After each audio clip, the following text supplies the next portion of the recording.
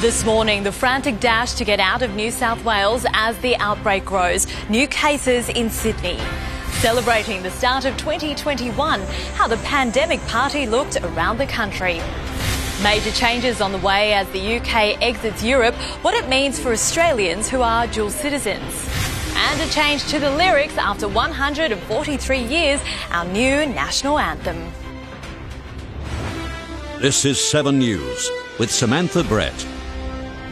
Good morning. Sydney's COVID outbreak is growing with new infections overnight. The New South Wales Premier has just given a briefing. Serena Andaloro joins us now. Serena, talk us through the latest developments. Sam, good morning to you. It is good news. Just 3 new cases out of 32,000 tests. That's far fewer than yesterday when we recorded 10 cases. However, all of them are from Western Sydney. The source, a mystery. Still under investigation. 2 of them are from the same household, but none of them are linked to the Avalon cluster. So New South Wales Health is calling for people across Western Sydney to come forward for testing. But we're really keen to make sure everybody in the Greystanes, Barella, Auburn and Lidcombe areas comes forward to get testing, even if it's the mildest of symptoms. Health is obviously following up on those 3 cases, 2 of which are in the same household, to establish any links. But we're really keen to make sure people in those suburbs come forward to get testing, even if they've got the mildest of symptoms. Now, the results of genomic testing are in regarding that concerning mystery cluster in Croydon. It has been traced back to the outbreak on the northern beaches. The Premier has stressed, though, today's number is low, 3 cases. It's an evolving situation. The statistics do fluctuate. So a new year, but the COVID threat continues. Sam? Thanks, Serena. Victorians are rushing to get home ahead of tonight's midnight border closure to all of New South Wales. Live to Laurel Irving in Melbourne. Laurel, huge queues at checkpoints. How long are people having to wait? Well, Samantha, overnight people have had to wait as long as 5 hours, many of them right through the early hours of the morning. Kids in the back, they've cut their holidays short to rush home from Victoria. They had to be home before midnight or they would face a 14-day isolation at home period. And now anyone who comes after midnight tonight will be refused entry at the border. They'll be turned back. Certainly it's thrown many plans into chaos, but the officials say they're not going to give any exemptions. They understand it's disrupted holidays, but that they have been warning for this for some time. Take a listen. Clearly, look, we've been signalling this for a number of weeks, the risks of travel to New South Wales. We've asked people to think and think again. So we're not providing, an opt-out clause that says, well, if you tried and it was all a bit too hard, here's another go, because we're doing this for public health reasons. We are concerned about the level of virus transmission within New South Wales. The good news is we've had no new cases since 3 p.m. yesterday, so our outbreak now stands at 8.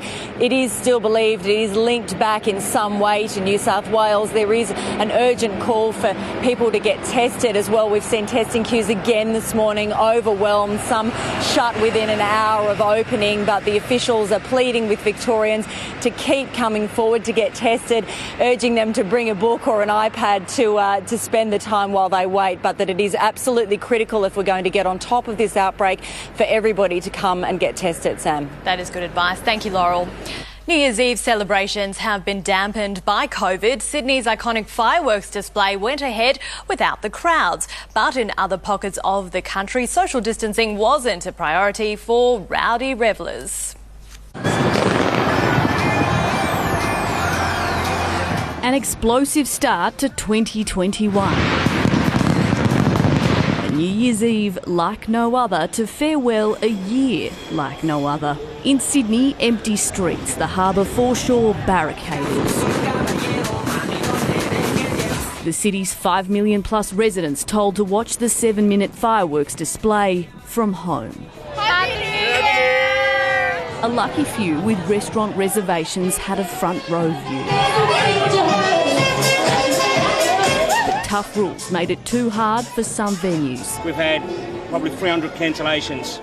At COVID Ground Zero on the northern beaches, the lockdown didn't stop celebrations. Groups of 10 allowed to gather outdoors in the southern zone, police out in force, reminding everyone of the rules. By midnight, the famous Corso was deserted.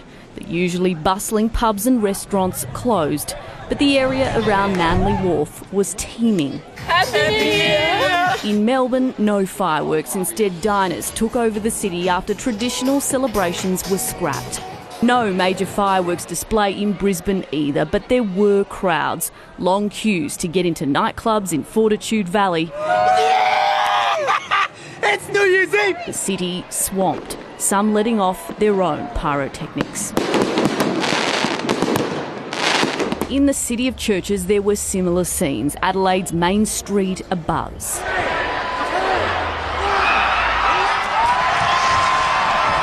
While the last capital to welcome in the new year did so in style, Perth's success in locking out the virus saw the most normal New Year's Eve of any city across the country.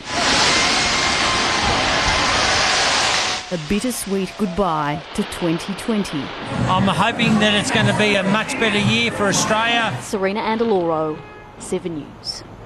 Charges are expected to be laid over an illegal New Year's Eve party in Sydney. Police were called to Villawood to find 200 people letting off illegal fireworks.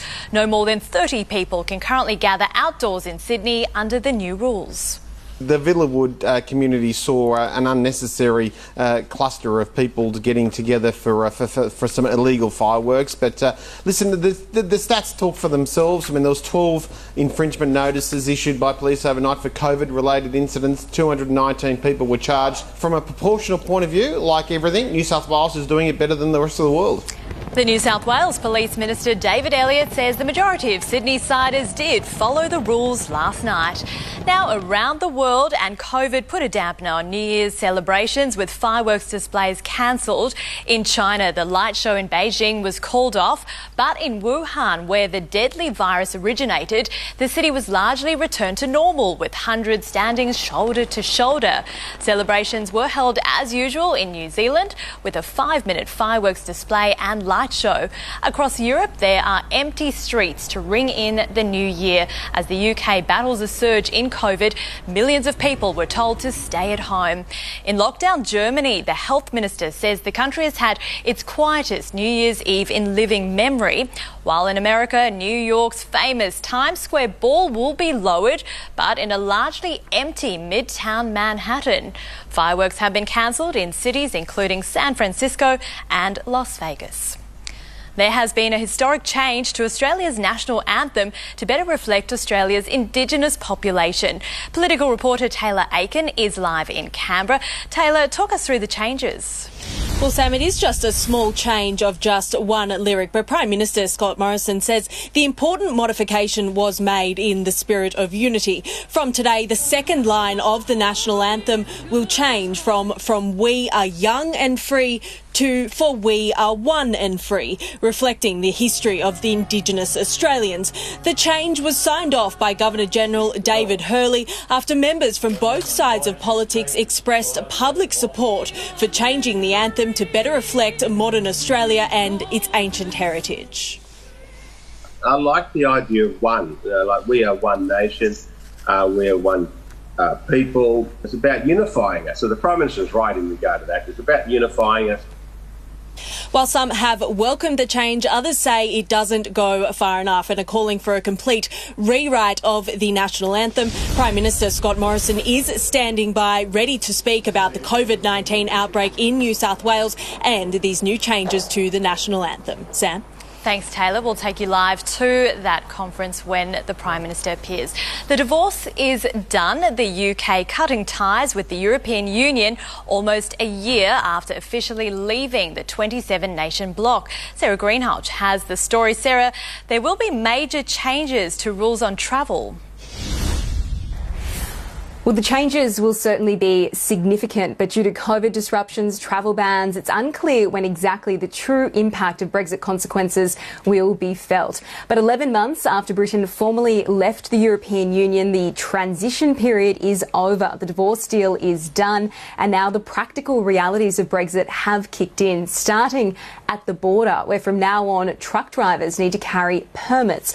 Thanks to that last-minute Christmas Eve trade deal struck by Boris Johnson, there won't be any quotas or tariffs on goods coming into the UK, but businesses here face a lot more paperwork. There is more red tape, customs declarations to be filled out, and travel to Europe is about to become a lot harder as well. Brits now need to have at least 6 months validity on their passports, something that wasn't required before, and British passport holders no longer have that automatic right to live and work in Europe, which will also affect many Australians who have dual citizenship. So it certainly does mark the end of 4.5 years of political turmoil, but it all happened without much fanfare. It was somewhat of an anticlimax, with this country firmly focused on the worsening COVID crisis.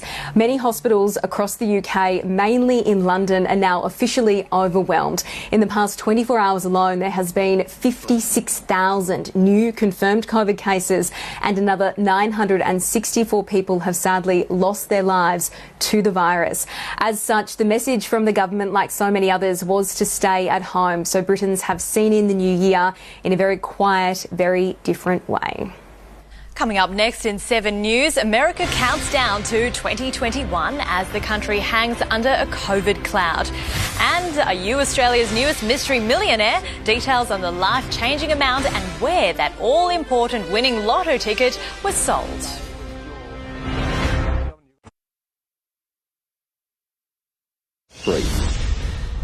Our anthem is about us, who we are and who we hope to be as well.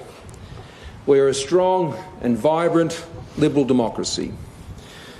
We live in a timeless land of ancient First Nations peoples, and we draw together the stories of more than 300 national ancestries and language groups. How good is Australia? And our anthem should reflect that, and the changes that we have made and we have announced today, I think, achieve that goal. It simply reflects the realities of how we understand our country and who we will always hope to be, and the values that we will always live by. It's a straightforward proclamation by the Governor-General that he signed off on the day before yesterday, and followed the same process as was undertaken back in 1984 when the change was made by Prime Minister Hawke. It's a change for all Australians, and I've already been encouraged by the strong response from Australians right across the country, Indigenous, non-Indigenous, people of all different backgrounds, people of all different political views. And I think this very much sits in the mainstream of where Australia would like us to go, and I think it's a great way to start the new year.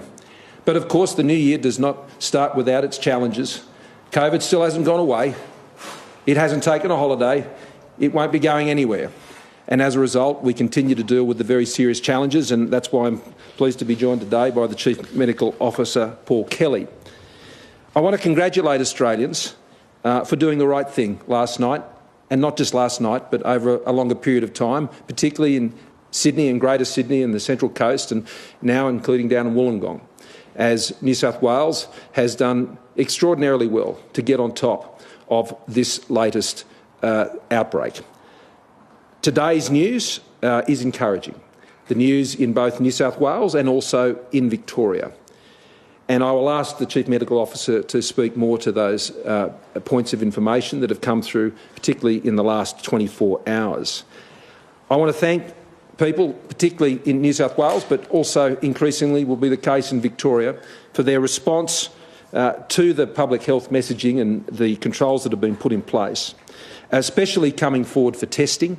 I mean, the record numbers we've seen come forward for testing has been extraordinary and enormously helpful for those who are doing the job to keep Australians safe, both in those areas as well as for the benefit of the other parts of the country. And in Victoria, we are seeing already, I think, the results of the strengthening of their tracing systems that have been put in place over many months, and it's been good to see how that swung into gear over the course of the last 24 hours or so or longer, and we're seeing them getting on top of that information very quickly, which is assisting them in managing this most recent outbreak in Victoria.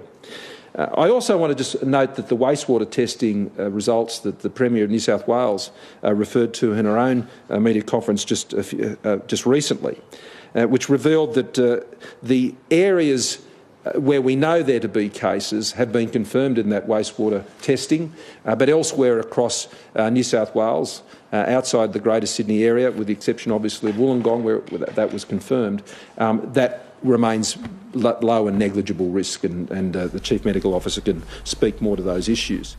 And we'll leave the Prime Minister there. Secret documents reveal the struggles of the Howard government 20 years ago still resonate today. Cabinet papers from the National Archives detail concerns over the GST, aged care and the mass security operation to protect the Sydney Olympics. Despite fears of a global meltdown, the lights stayed on, water kept flowing and ATMs still dispensed cash. The year 2000 brought worldwide relief. The Y2K bug a fizzer. In 120 countries now and no problems reported. The Howard government free to sell its new goods and services tax, which took effect in July. Those arguments were very powerfully expressed. The Prime Minister was a great presenter. But cabinet documents kept secret until now reveal a last-minute panic for pubs, clubs and supermarkets still trading past midnight, resolving the GST wouldn't kick in for them until close of business. And business boosted by the most anticipated event in Australia's history. The papers from the National Archives detail an unprecedented security operation for the Sydney Olympics. 20,000 police officers and military personnel on hand to thwart a potential terrorist attack. Australia most concerned for the safety of visitors from the US, Israel and Turkey. The security bill more than $500 million.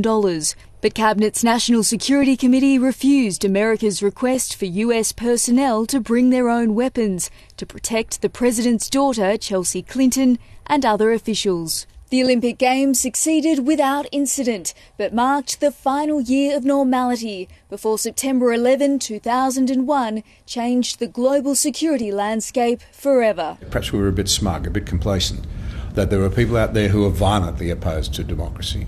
The Cabinet papers reveal past divisions over climate policy and aged care. Then Aged Care Minister Bronwyn Bishop rejected a push for minimum staff to patient ratios in nursing homes, warning it would reduce the industry's efficiency. 20 years on, older Australians still waiting for reform. Olivia Leeming, 7 News. Well, someone has millions of extra reasons to smile this morning. A mystery winner is set to take home last night's New Year's Eve Powerball draw of $9.8 million. The only Division 1 winning entry was purchased from the Lucky Crow Lotto in Wagga Wagga in regional New South Wales. Australia's newest multi-millionaire wasn't a registered player, so there is no way of contacting the ticket holder. The winning numbers were 1, 11, 28, 8, 7, 2 and 16. The Powerball was 7. Not a bad way to start 2021. Your eyes won't be deceiving you if you do check this morning. Think of all the Panadol and Barocca you could buy with $9.8 million.